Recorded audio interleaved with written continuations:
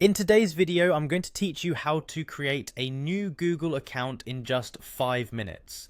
This process is simple and straightforward, and by the end of the video, you'll have your very own Google account ready to use for Gmail, YouTube, Google Drive, and more.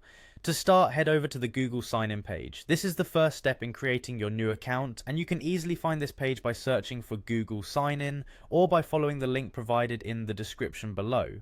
Once you're there, you'll notice a prominent option to create account. Click on that to proceed. It's important to pay attention here because you'll next be asked to choose the type of account you'd like to set up. You'll see options such as personal use for your child or for work or business. Select the one that best suits your needs. Next, you'll need to enter your first and last name.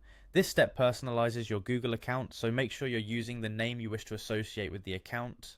After you've filled in your details, click on Next. This will lead you to the screen where you'll enter your birth date and gender. These details are usually required to verify your age, and they help customize certain Google services for you. After filling in this information, click Next once more. Now it's time to choose a unique username. This will also be your new Gmail address, so take your time in selecting something memorable yet professional, especially if you plan to use it for work.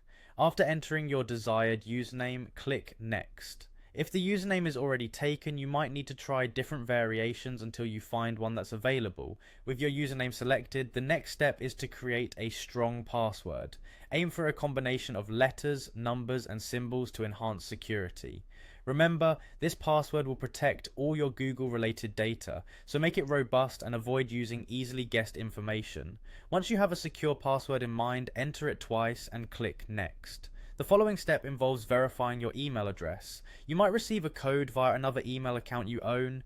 Enter this code to confirm your identity. After verification, you'll be prompted to provide optional recovery information like a recovery email or phone number.